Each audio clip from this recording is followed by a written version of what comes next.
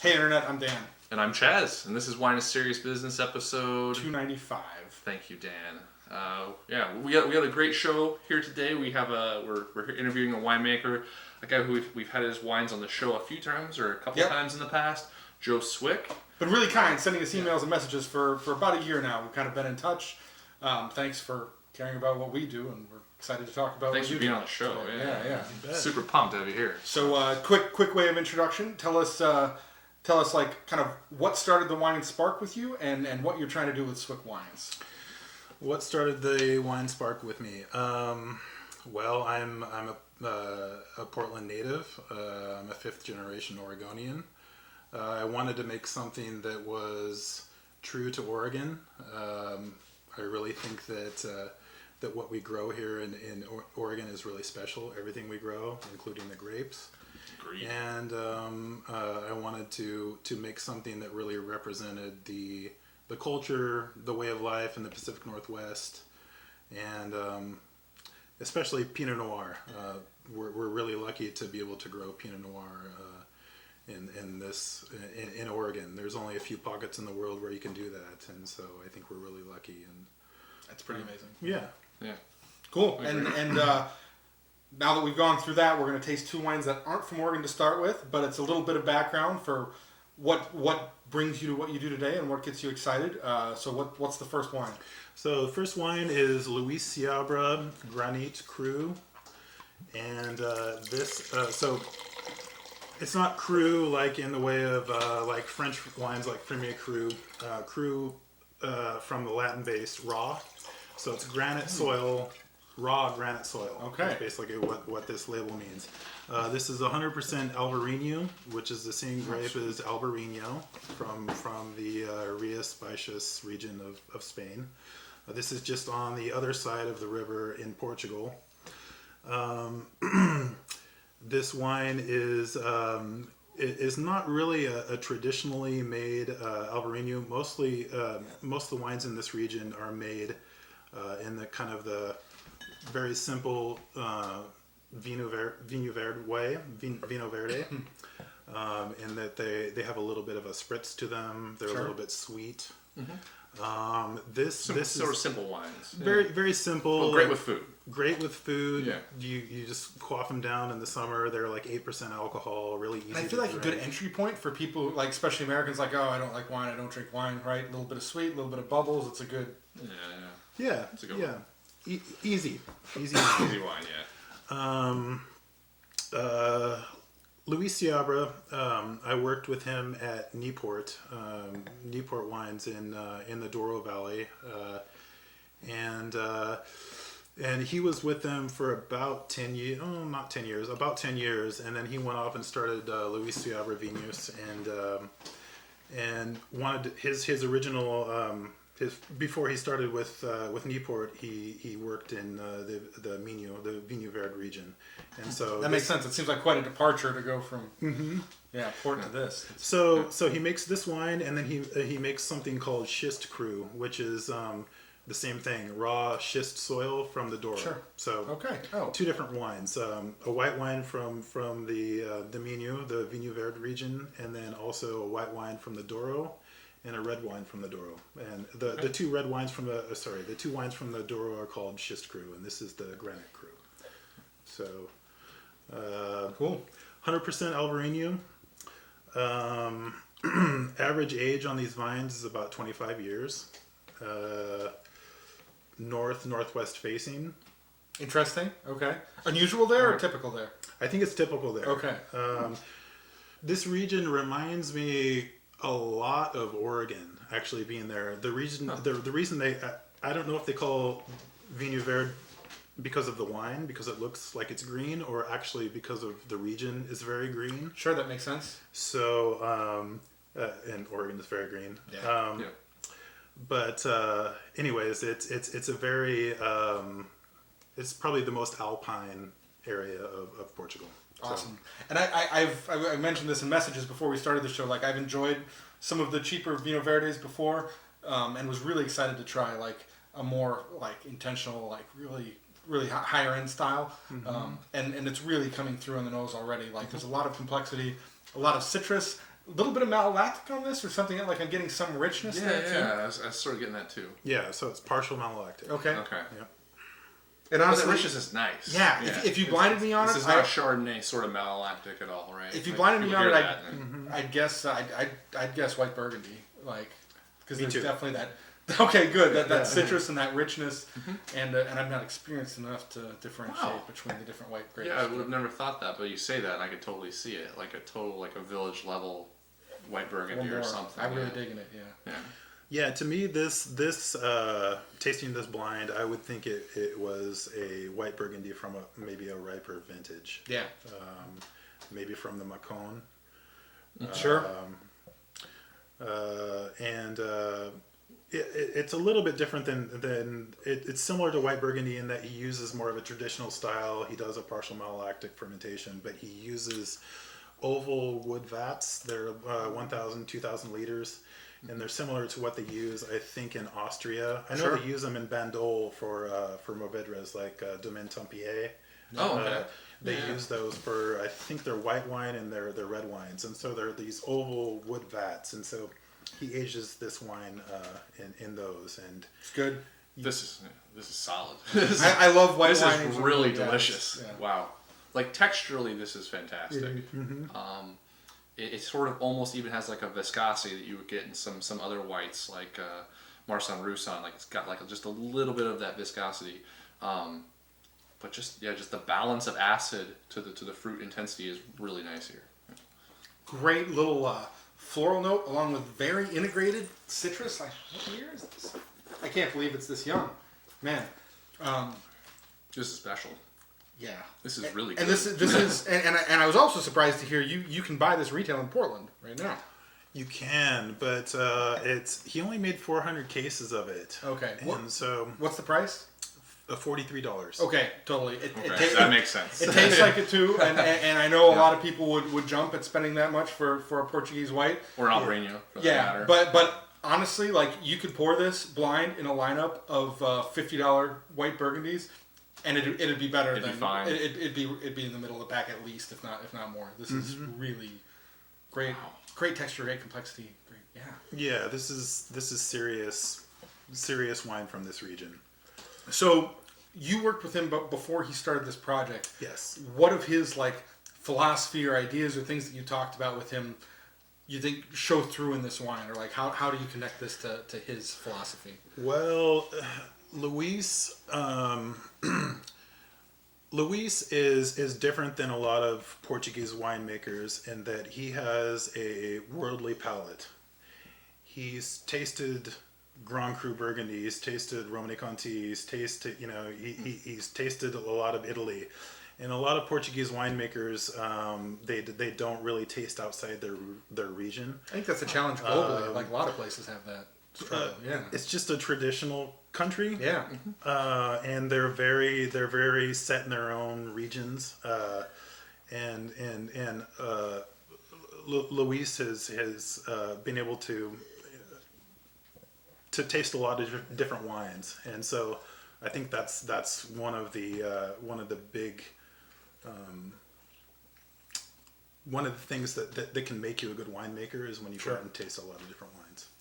And so with his wines, basically what he does is he takes a lot more chances than most people in his region would. He uses native yeasts. He will pick earlier than most people. Interesting. Sure. He works with higher elevation fruit, and works with lower degrees of alcohol. This is 12.3%. Does he farm or buy the fruit? He buys the fruit. Okay.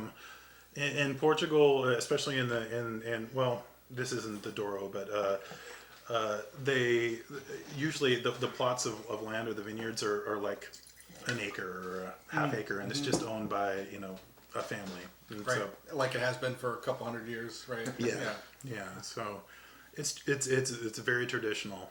And what you were saying about having the wine made in the vineyard, that's something you hear a lot, but I think it's a lot more difficult for guys like yourself and maybe like him who aren't doing the farming necessarily. And I was wondering if how that works for you, even when you don't have as much direct control over the vines. Well, I think it's just I think it's happenstance. I think being in the industry, you have more connections to growers than if you're just a guy who's just getting started here. You can shop around a little, maybe. Yeah, or you have friends, you have winemakers that work with a certain vineyard, and you can kind of piggyback along with them. Did he know a lot of farmers in his region? In this region, yes, he did, because before he worked for Newport, he started in this region. So this is kind of where Luis got his start. And then once he went into the Douro, he already knew all of these great producers from working in the Douro before. And you mentioned they had some kind of crazy farms there. That Yeah. yes. Like what? How do they grow the grapes there? In this particular region of the Vinho Verde, they grow mostly Albarino, but it's a really big region. So if you see a wine that says Vinho Verde, it can be from a really big part of Portugal, actually. Sure. But where Luis gets his grapes from is a very distinct part of Portugal where they grow really good Albarino. Okay, and you said that they're like big over your they Very pick the big grapes above their vineyard, head. right? Yeah, so they're pergola trained Okay. vines, and so they're trained so that they're like a half rectangle, so they go up like this. And you see that done decoratively in the States here fairly regularly. Yeah. It's inspired by that, I'm sure. Yeah, you see it everywhere. You see it in Europe everywhere. Yeah, I've seen videos of like in South America as well. Like they do that with some vineyards, right? Where they train all the grapes. Essentially, they train the vines up so that the grapes hang down, and literally people can come through and just. Yep. And does that help keep them cool then too? Like they've got the full leaf cover above them, or I have it's no just some idea traditional, why they crazy do that. traditional thing. Yeah. It's beautiful. I saw it in Cuba as well. Oh, really? Yeah. Wow. They All right. actually grow vines in Cuba. Sure. And they do grow in Cuba. They grow Cabernet Sauvignon. They go Sure. They grow Chardonnay. I suppose the ocean probably keeps the temperature pretty. Well, this is inland, but Yeah. but it's mountainous. So Cool. so it's, That's but awesome. they still do pergola training in Cuba. Interesting. And so yeah, with Luis's style, I think he's willing to take risks, and he has a very a broad palate. Cool. He's tasted a lot of wines, and I think that makes you a better winemaker. What do you feel like you and your winemaking learned from him? He gave me the inspiration to take more chances, Awesome. to be able to, I don't know, to think outside the box, and to want to show the region where you're from.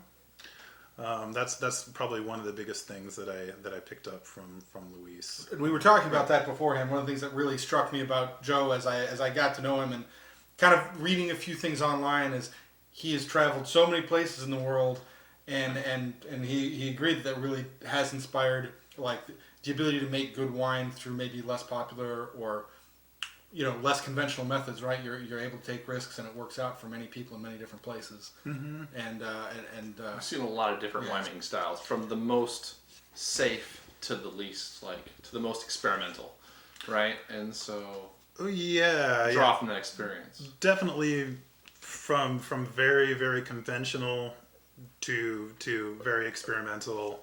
I don't know, but both ends of the spectrum. But I think on the most part, I've actually leaned in my training more on the safer side of winemaking, and so I found my own style of making my own wines. Just naturally through learning what other people do and don't do. Mm-hmm. And from what I've learned, mostly in the New World, is that people are more safe, and they're not willing to take as many risks in the winemaking process, and they're not as focused on the vineyard as they are just on the winemaking side of things. sure. And I think if you get everything dialed in your vineyards, then once the fruit comes in, you really don't have to do a whole lot, and just have to sit there and make sure everything goes okay, and let it, whatever happens happen. Cool. Yeah. Well, thank you for sharing this. This is yeah. Go ahead. Okay, no, this is definitely the best Vinho Verde I've ever had, and I'll say the best Portuguese white too. Agreed. Not that there's a lot, and like a couple white ports I've had have been really enjoyable, but I love this. This is fantastic, and it's got me excited for wine number 2. So, All right. Yeah, 4 rinses of that. This is truly a special wine. Easily, I mean, this Albarino grape, right? Like it's 100% Albarino. I really like Albarino. I think all the places that I've had it from have make really good wine out of it. But this is something completely different, and is just including Spanish, definitely best Albarino. yeah, best. Yeah. Thanks for sharing. No problem. Absolutely. Thanks for going Killer. off on your own and doing something cool. This is really remarkable. Yeah. Yeah. Cool. All right. So on to wine number 2. What do we have here? So this is a Malvasia. 100% Malvasia. This comes from the region of Colares. Colares is... I was wondering how to say that. That's good. So it's Colares. Okay. And it is a region west of Lisbon, about 45 minutes or so. And it is the westernmost region of continental Europe. Cool.